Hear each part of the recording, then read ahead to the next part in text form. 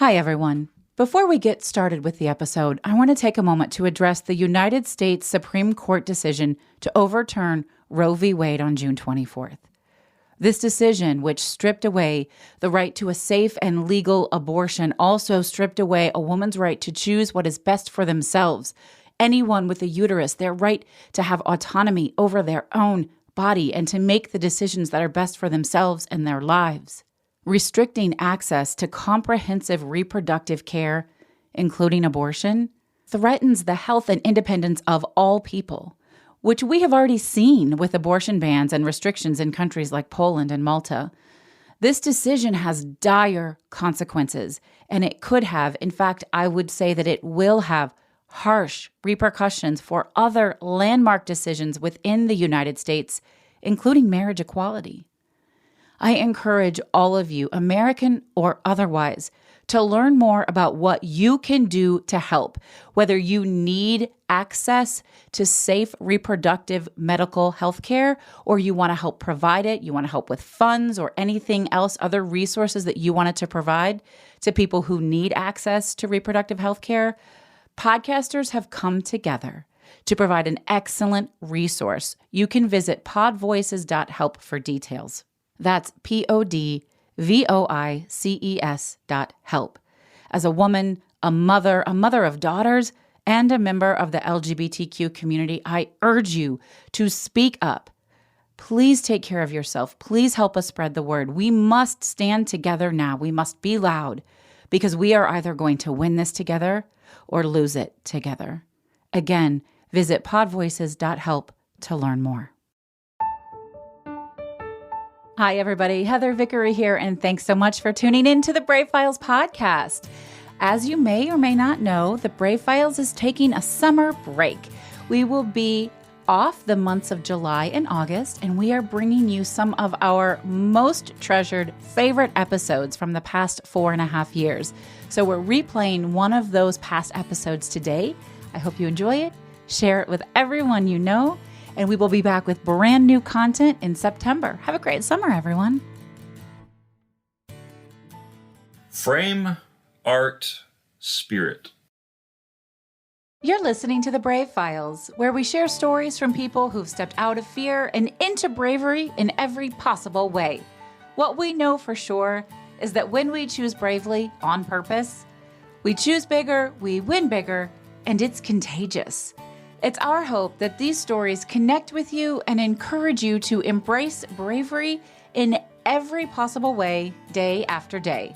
Together, we can build a movement that enriches both our lives and our communities. The Brave Files is brought to you by Vickery & Co., a success and leadership coaching firm dedicated to helping you build a life and a business that you are absolutely in love with. Vickery & Co. offers group programs, membership communities, one-on-one coaching, VIP days, corporate trainings, workshops, keynote speaking, and so much more. Visit vickeryandco.com to get all the details. Happy Thursday, everybody. This is Heather Vickery. Welcome to the Brave Files. I have been looking forward to this interview for some time now. I am joined by Andrew Moxon, known on Twitter as Julius Goat. I admit I want to know more about that as we continue the conversation. Andrew's a writer who went viral after comparing microaggressions on general violence towards women to being kicked in the balls. That makes him a feminist, and I really love a male feminist. He's funny, entertaining, and he's opening the eyes of people all over the world. Andrew, welcome to the Brave Files. Thank you, Heather.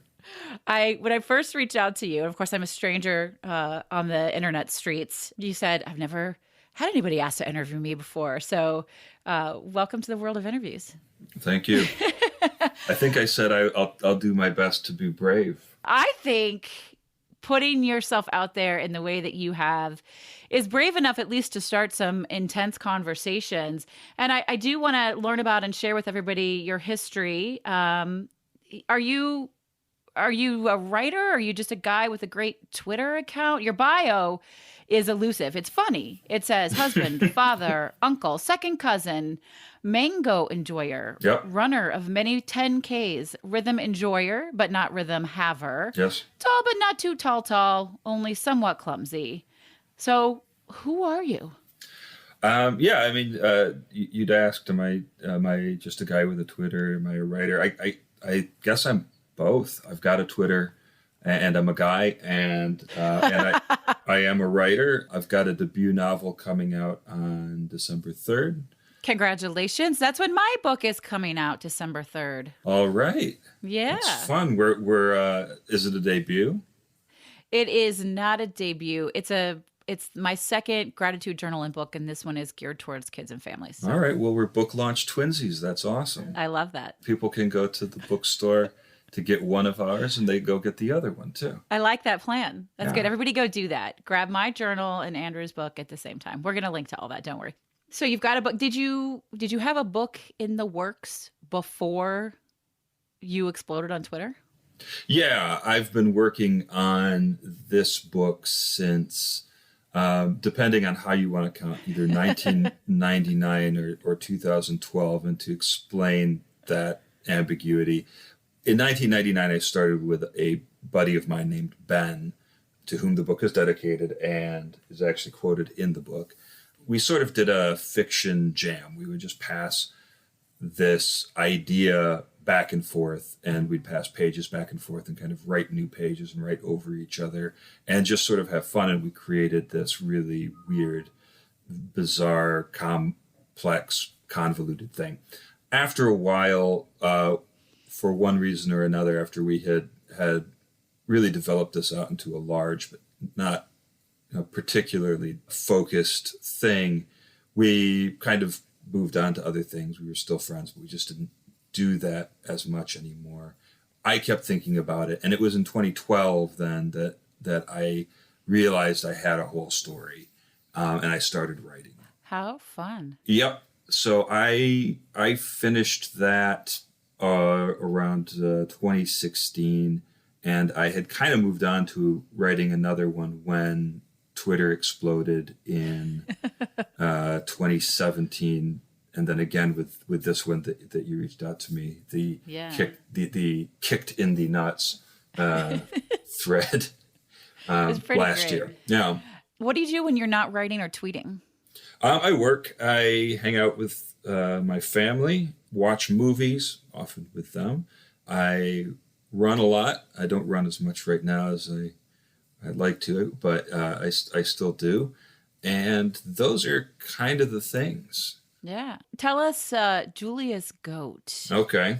Yeah. What's that? I was thinking of a flip answer, but the truth is it's just a dumb name that I chose years ago.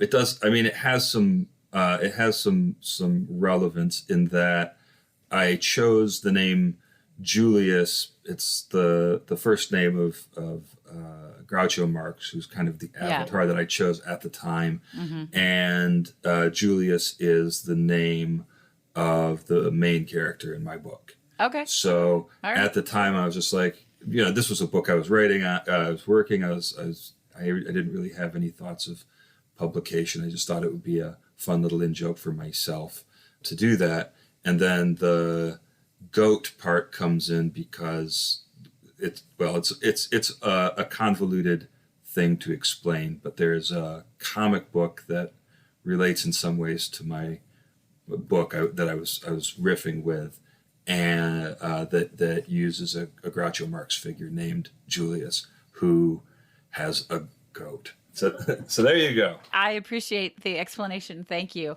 Mm-hmm. It's always interesting to me when people pick names that are not theirs on Twitter. And I'm a big fan of Lin-Manuel Miranda, and he changes his all the time. And half time I'm like, wait, is this am I following the right Twitter account? Yeah, I used to do that. But when I first had a tweet go viral in a big way, I discovered that newspapers will actually fill content with the fact that you have this viral tweet out. And at the time I was... my Twitter account was set to large adult goat. So the LA Times had a headline that said, large adult goat has a Twitter thread about Charlottesville Nazis. And so I decided to kind of just settle down after that.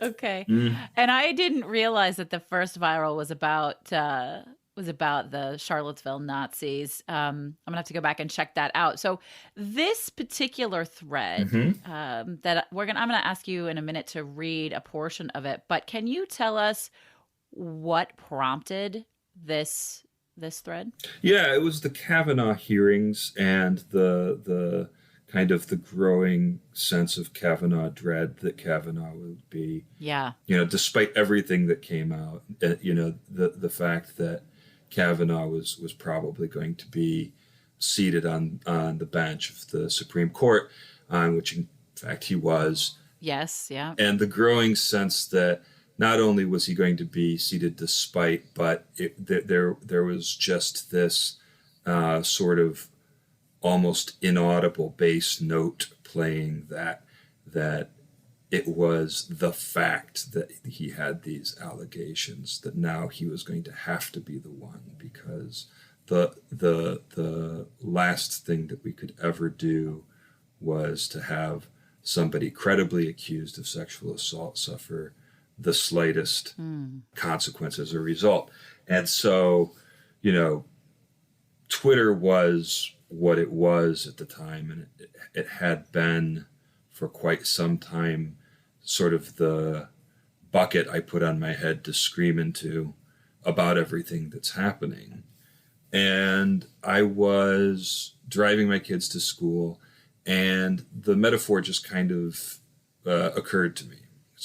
I had been reading. Yeah. I had been reading. I shouldn't say it just occurred to me. I had been reading a lot of women's reactions to what was going on, and just this sense of a strange mixture. It wasn't resignation, and it wasn't defeatism, but it certainly wasn't surprise.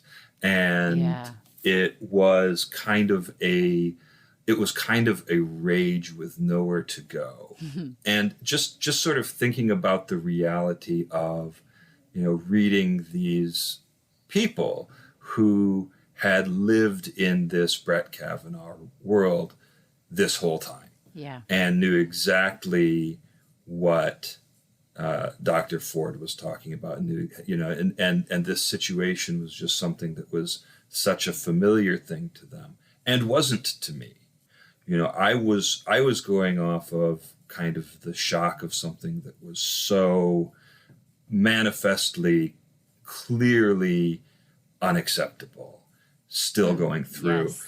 And which has been, you can't call it the gift, but it's been the reality of the Trump era, is these things aren't ignorable. That's right. Unless you have decided to ignore them.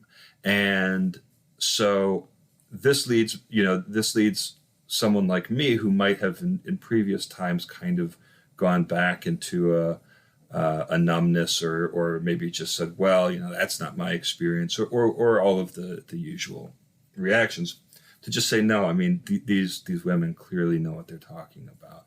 And what would that be like? So that's how the metaphor drops in. Okay.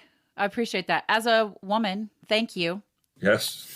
I'm an ally for a lot of different groups, and we need allies. I'm a member of the LGBTQ community, but I'm a white girl with a lot of white girl privilege, and I don't quote unquote look like a lesbian, whatever the hell that means. So I pass, and I take it my responsibility to use that privilege to get into really important and powerful conversations with folks, so that the marginalized groups don't have to do so. Right. And it is not very often that, as a woman, I find a man willing to put himself out there to the degree that you have. And it gives me a lot of hope. Oh, I'm glad. A lot of hope that there will be more men to step up in this space. So I'd love to have you read. We picked a little excerpt from your tweets. Would you read those for us? Sure, I'd be happy to. Thank you. All right. Hi, guys. Imagine if one day you got kicked in the nuts really hard, on purpose. You doubled over, felt the pain, nearly passed out, nearly puked. Then you got kicked again and again. Imagine it happened to you when you were 12. Imagine it was a 38-year-old woman who did it. Imagine it was your mother's friend and business partner. Imagine you told your parents and they didn't believe you. Imagine they never mentioned it again. You learned to keep quiet about it. You learned to be scared. Imagine that later your father explained that women just wanted to kick men in the nuts. So as a boy, you had to be careful. Imagine he had very detailed, practical advice on this. Imagine you started spending your life planning on avoiding being kicked in the nuts. Oh, wow. I was so into listening to you read it, which you do beautifully. You should Thank you. consider maybe a little audio work. Just thought as a side note I'll pass that along. I'll pass that along to my publisher. Yeah, that I forgot where we had collectively agreed to end it. I wanted more, and everybody else does too. So don't worry, we're linking to the entire Twitter feed. You should follow Andrew, Julius Goat, on Twitter. I promise you will be glad you've done so. But go back, because it goes on and on with so many poignant and perfect examples. It really is the perfect analogy. Yeah, I did my best to try to gather all of the different stories that I had heard and all the different ways I had seen this sort of Brett Kavanaugh thing play out. Both news stories that I had seen since I sort of started becoming aware of this culture of abuse and enablement, and just stories that I'd been seeing on Twitter. You know, I wanted to make sure that it was clearly violence. I wanted to make sure that it was clearly not sexual. And I wanted to make sure that it still involved sex organs. Yeah. Right. So that it had that confusion in it. So much confusion. Yeah. So you got a lot of response. I did. How many times was this retweeted? Do you know off the top of your head? Well, since we called it up, I'm actually looking at it on screen right now. So I'm seeing 18.3 thousand times. That's a lot. It is a lot. What did people have to say? There was a lot. It was the range I think you'd expect, or that you would expect if you're extremely online, which I am probably to a fault. And if you talk about these sorts of things, there were the things you'd want to see. I definitely had a lot of guys respond with, you know, this seems like it's right on, or even sometimes, and this is rare, wow, this made me see it in a way I hadn't seen it before. That is pretty rare. A lot of guys who needed to make sure that it was understood before we could continue any further discussion that not all fellas do this. And, you know, the not all men thing. Yeah. I mean, what's your response to that? Because I'm like, yeah, but you do. I bet you do a little. Well, maybe just a little. Yeah, I mean, the need to first self-exonerate is itself rather suspicious. Yes, it is. But it also, my response is the need to first self-exonerate. It is a bucket drawn from the same pool that I'm talking about. Yep. It's a mirror that only looks inward. And so if before we can talk about an entire half of our population talking about living with a constant level of dread, we first have to establish I'm the good guy. We first have to make this about me. Then your motives are suspicious, and you've actually chosen to be blind to it. Absolutely. I mean, I can remember feeling, as I do a lot of racism work. And I can remember feeling like wanting to go, but not all white people. In fact, I know I have done it. Mm-hmm. If my friend Ivan listens to the show a couple of years ago, I remember distinctly doing it in a Facebook conversation with him, to which about an hour later, I sent him a private message and I was like, I'm such an asshole. I'm so sorry I did that. Because we do screw up, right? Like Sure. we are conditioned in culture and in our communities to want to protect ourselves and to make mistakes as we're trying to grow and do better. And I'm sure, I can't speak for you, but I'm sure there are times where you at least maybe start to do something along the lines of what you're working against here, and you catch yourself. Absolutely. And this, as with anybody who comes to any level of awareness, it's not where I started, and it was a number of steps along the way, and really it was in recent years that the various shocks to the political reality kind of shook me to new levels of understanding Yep.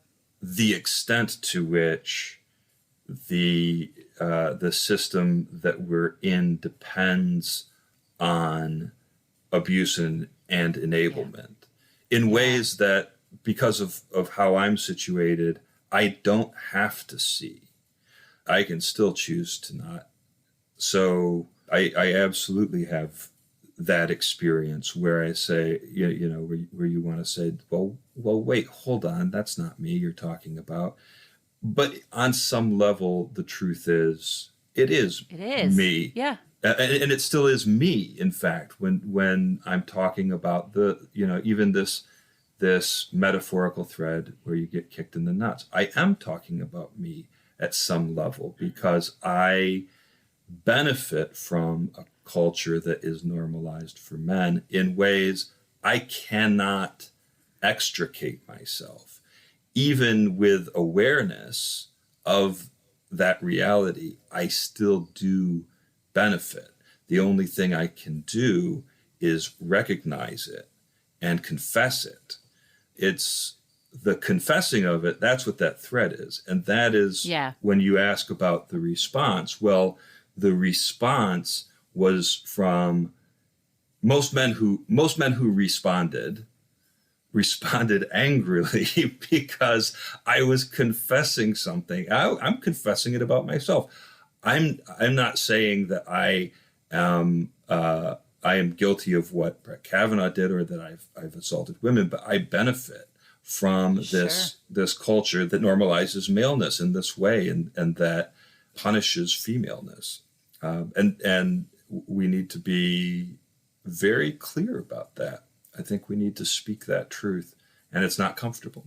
It is so not comfortable. But you're my people, Andrew. Well, thank you. You're my people too, Heather. And the other response that I got that was overwhelming was from women. And I just started taking screen captures at a certain point of women just saying, thank you. And this felt it was gratifying on one level, but it was very awkward in a way because I don't believe that what I said was, it was unusual, clearly. That's what I was hearing, but it shouldn't be. And that's the crux of it all, isn't it? And I even ended, if somebody reads all the way to the end, I do say, by the way, it is insane that I have to say this. And it's also insane that my saying it is clearly going to carry more weight. That's the one, this is one of the threads that just goes around and goes viral. And to a certain extent, it's because of who's saying it. And the gratitude that's coming is because a man is saying it. But it was an awkward thing because what points should I score for just recognizing a truth? And do you see what I'm saying? I totally see what you're saying, but I also know beyond a shadow of a doubt that this could only have come from a man. Because if I'd tried it, I would have been shamed and laughed out of the room. And certainly not Yep. even picked up by any significant number of people. A woman could never, ever have done that. And I don't know that a black man could have done it either. I think it needed to be a white man. Yeah, I think you're probably right, and I think that's It's fucked up. it is. It's the element of confession that I'm talking about, and I think Yeah. that's there was the angry responses were pretty angry, and I had some fun with them. You did. You did. You guys, when you go and read, and you see Andrew's responses, your responses were fantastic. And Right. really you just didn't suffer any fools or any bullshit from them. You're like, well, it sounds like your problem, or I guess you're not going to get better, or whatever it was. Like, you were just very flippant. It was great. Because you can't feed into any of that. No, and I also am not a very strong believer that you change minds through any kind of argument or debate. I think people change their own minds. I think the mission here is not to inspire some individual action, but to create an atmosphere. Well, an atmosphere for people to think outside of their own norm, right? I do think that conversation is about the only way we create change, but having an angry or conversation isn't going to work, and having a conversation with somebody who is not even remotely willing to open their mind to a new idea is also not going to work. Yeah, I know. I don't disagree with that. I think that conversation will create change. It's just a question of how it creates change. I think it's more debate that I'm skeptical of. I don't think that you argue anybody into submission, into changing their minds. I think what you do, the word I used was atmosphere. You create a space where things are said that need to be said, and that can start to work on people. Yeah. Why pick up this kind of work? And especially, I know you said Twitter is what Twitter is, and it sounds like you're just a good old-fashioned activist, and that's somebody I adore. But why is this important to you? I think we touched on it. I went to bed the night of the election, and things were different for me. I agree. God, that was a bad day. It was a bad day, but it was also a bad series of months ahead of that, because it was just a growing realization that, I had a dim view of the political channels that had led to Trump and that whole political movement. I'd had a dim view, but it became clear that my assessment had been far too generous.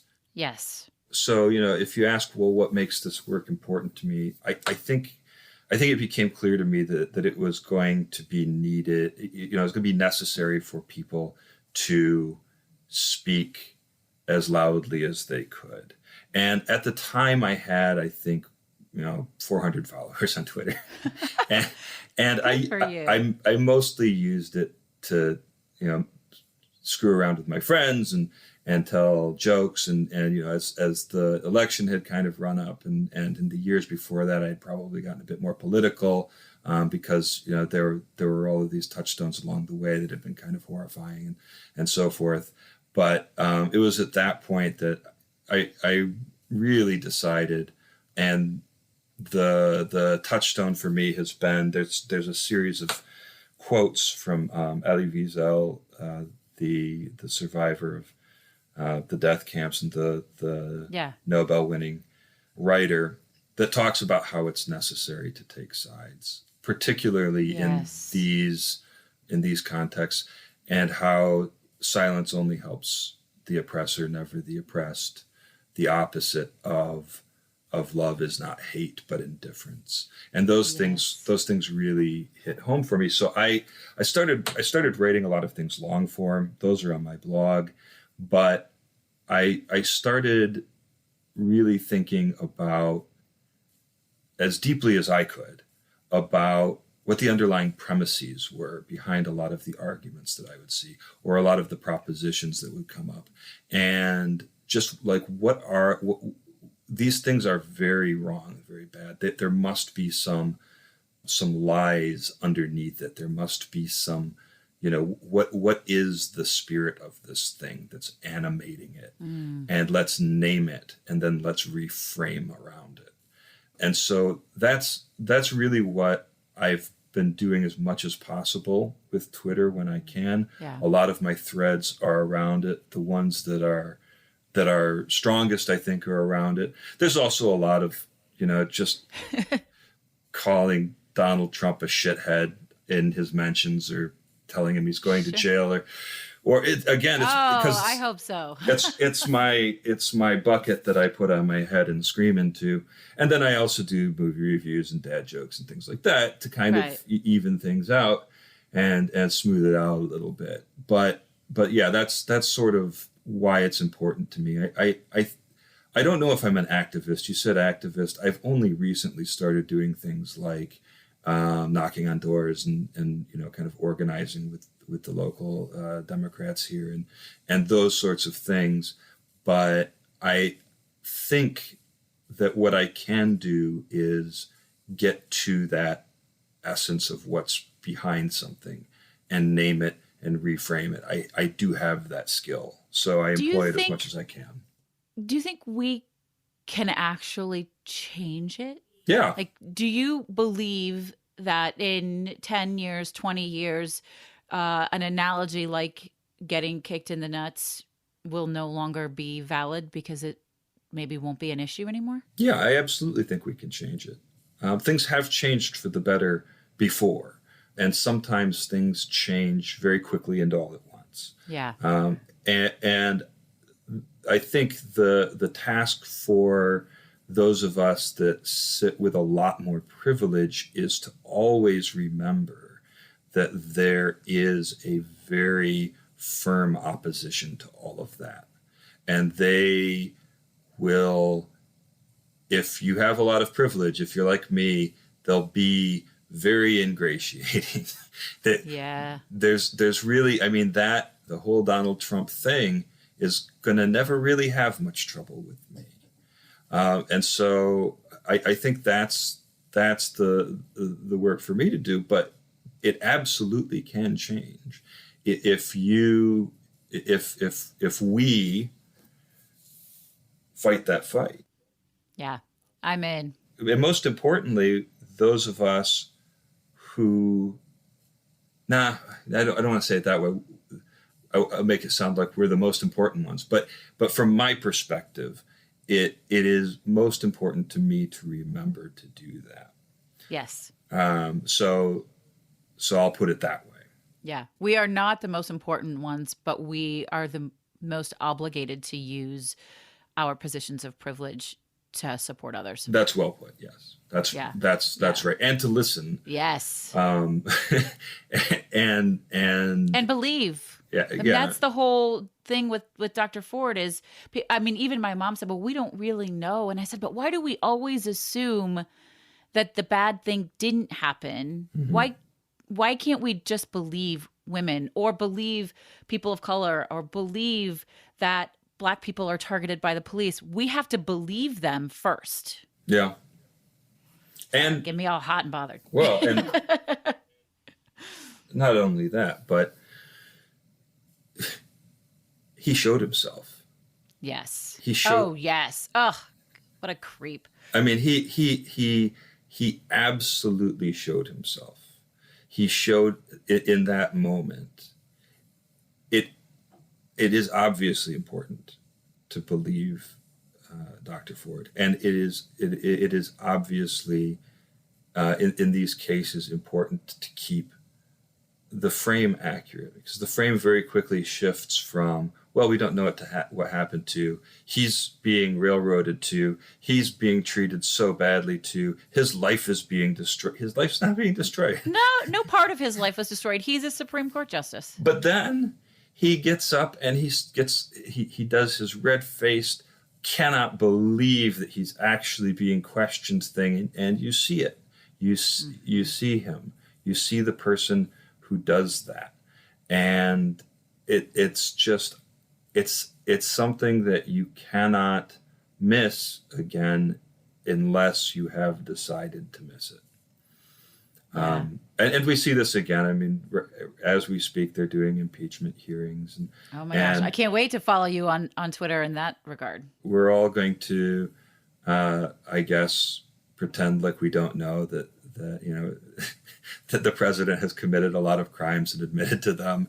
It's all gonna get treated as though we're still an open question somehow, and it's sort of crazy making, and you just kind of have to keep putting it back on the frame, and saying this is something that, these are facts that are not really up for debate. The fact that Brett Kavanaugh is somebody who's unfit to serve on the bench isn't a question anymore. And the only question is, who cares? Literally, that is the question. Who cares? And clearly nobody that has a vote. That's correct. People, well, that's the nice thing about these moments, I guess, if you want to find a silver lining, is you can now see who cares and who doesn't care. And again, with the president, it is not a question of whether he's a criminal. He is a criminal. He's talked about the crimes that he's done, and he's talked about the crimes that he wishes he could do, and he's set things up for future crimes, and then he points to the evidence of the crime that he released and tells us to read it as though it were exonerative. And again, the question is going to be, who cares? And we will see, and it will probably be rather disappointing. Yes. And but we will keep reframing it, and we will keep pointing to the underlying truths. I love that. I get to ask this question in every episode, and it feels a little bit out of left field based on the conversation we've had, but I'd like to tie it in.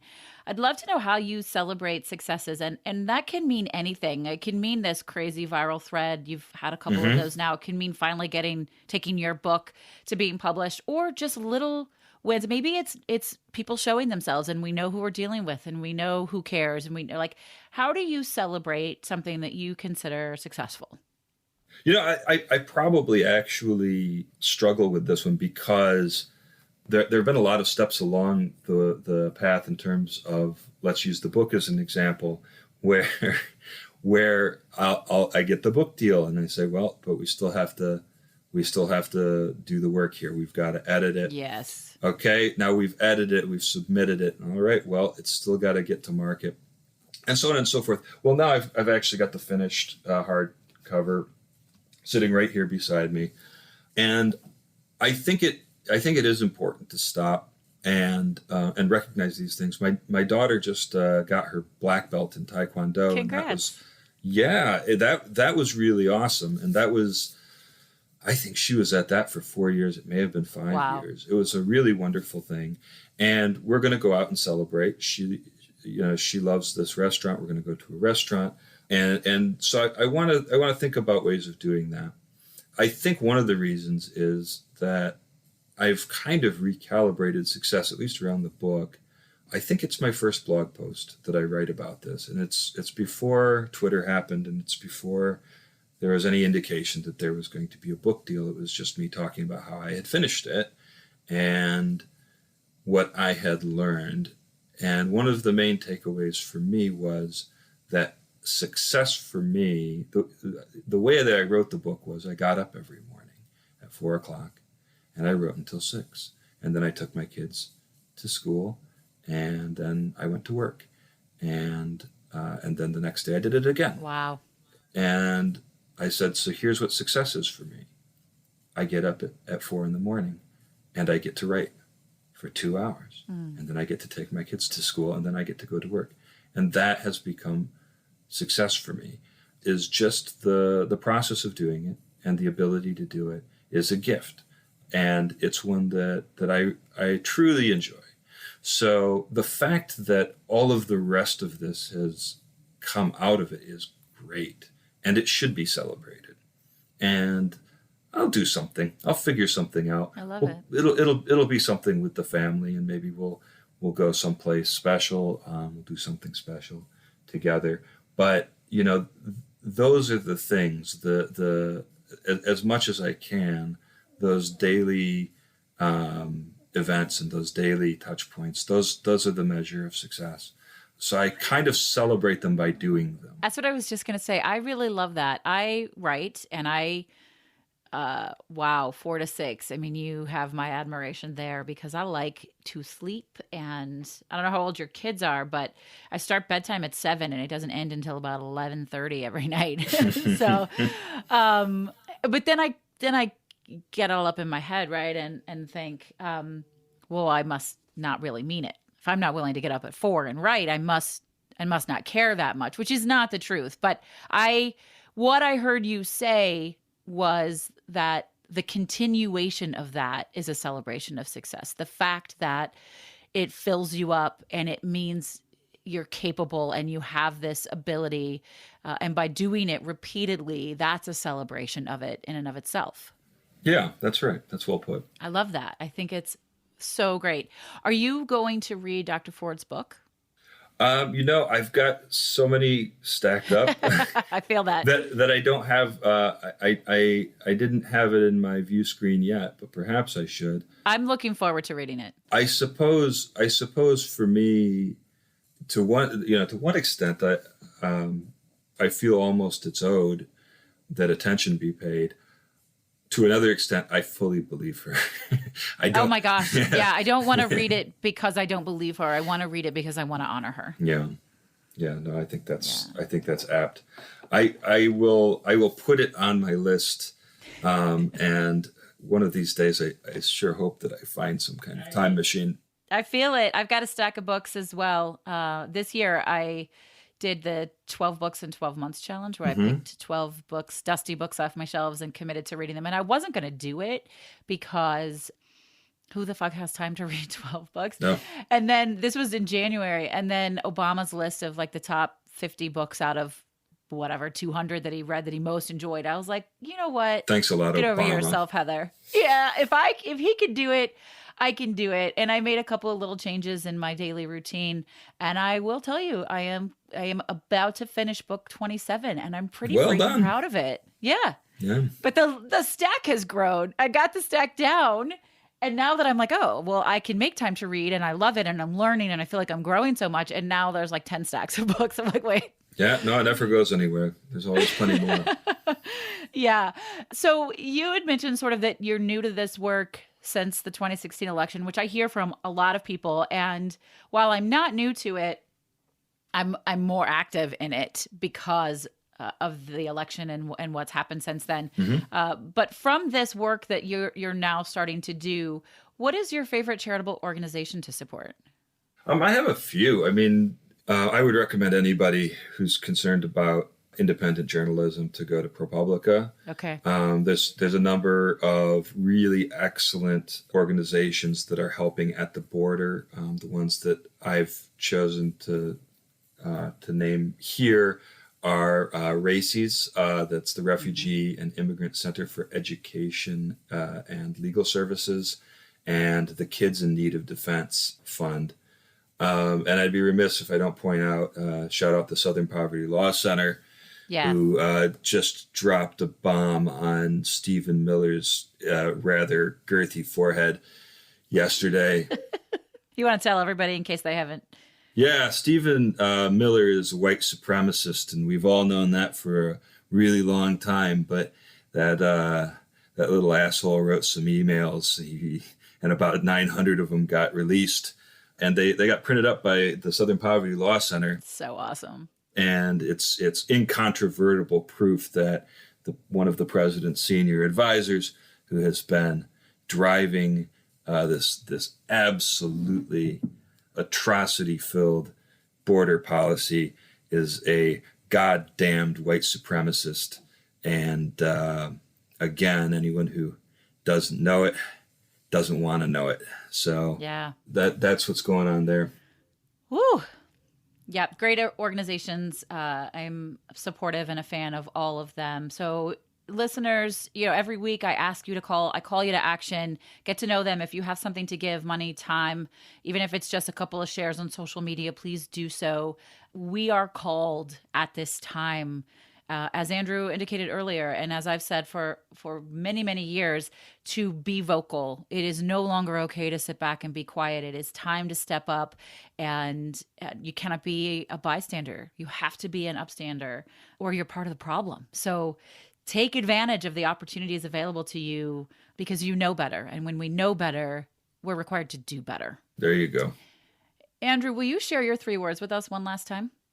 Frame, art, spirit. So thank you for that. When you shared your words with me prior to starting the interview, I said, okay, we might need to talk about those. And you did a great job of bringing frame into the conversation. I was like, check, excellent, well done. And you're right about that. The frame is so important. Can you just quickly speak to art and spirit and why you chose those words? Yeah, I'd be happy to. So one of the main things that I have done in terms of looking at how I looked at things and just how I see our culture looking at things and reframing them, I put into a quite long series of blog posts called Bubbles. Nice. About how my bubble got popped, about the bubbles we're in, and kind of recontextualizing this whole talk around bubbles that I see as well. And I begin with a couple of words. I begin with the word art, and I begin with the word spirit.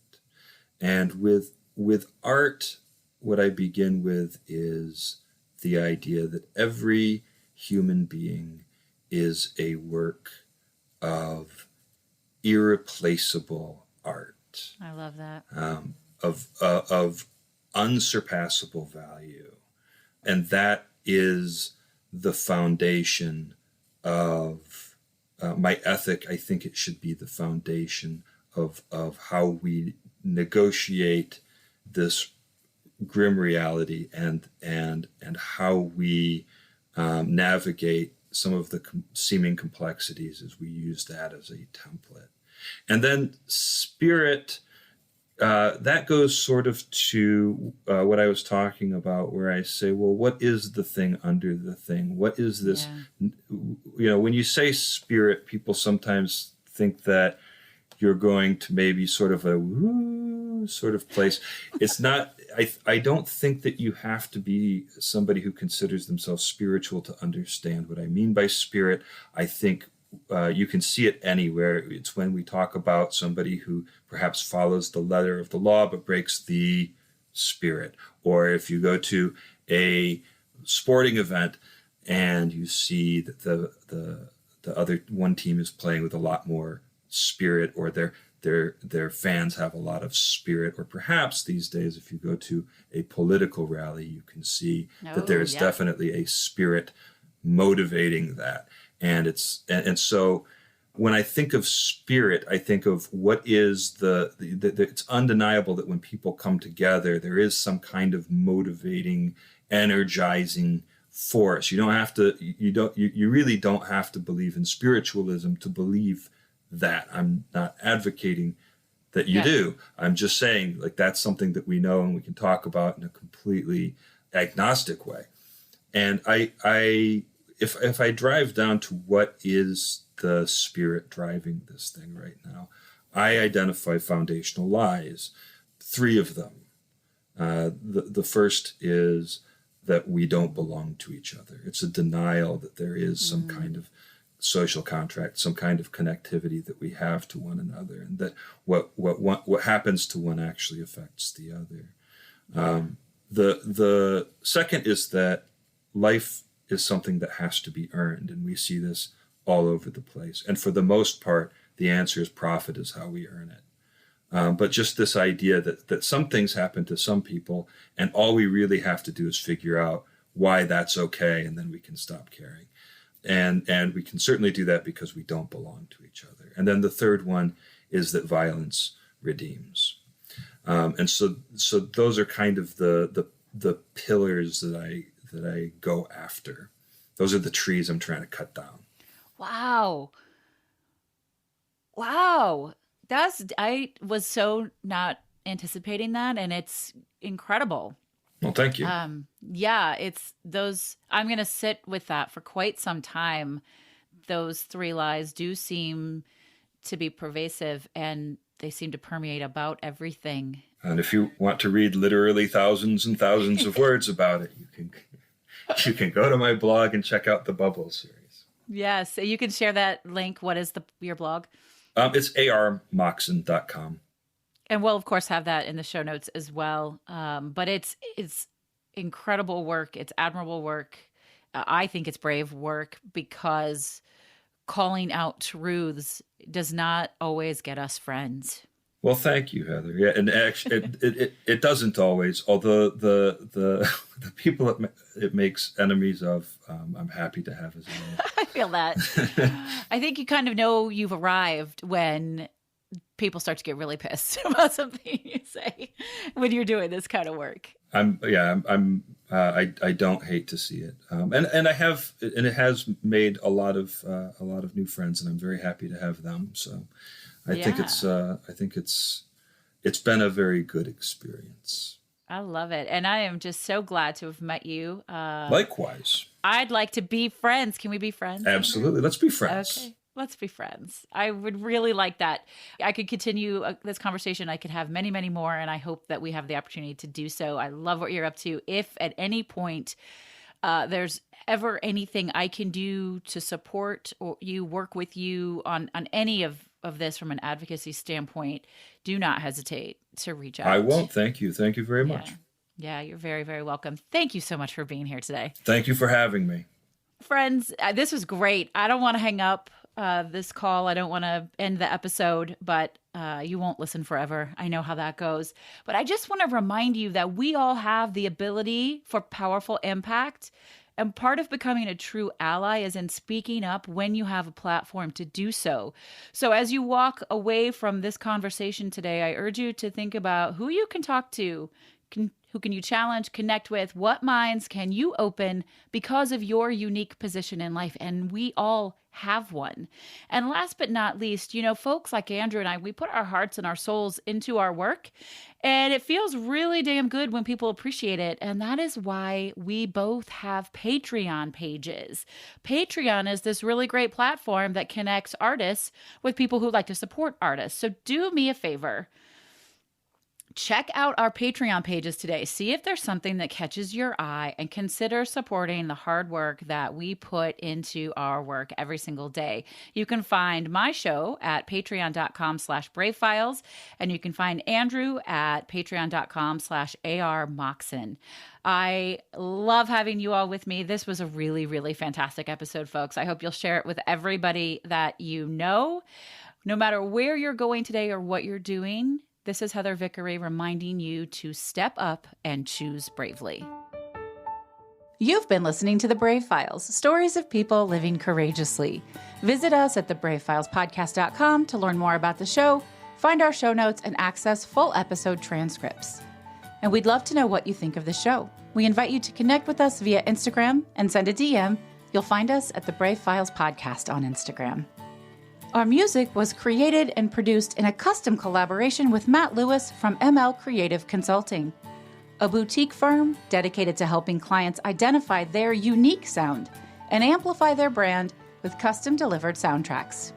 Special thanks to everyone on Team Brave, from our audio engineer to our producers, associate producers, copy editors, writers, and support team. The show wouldn't exist without them, and we are eternally grateful.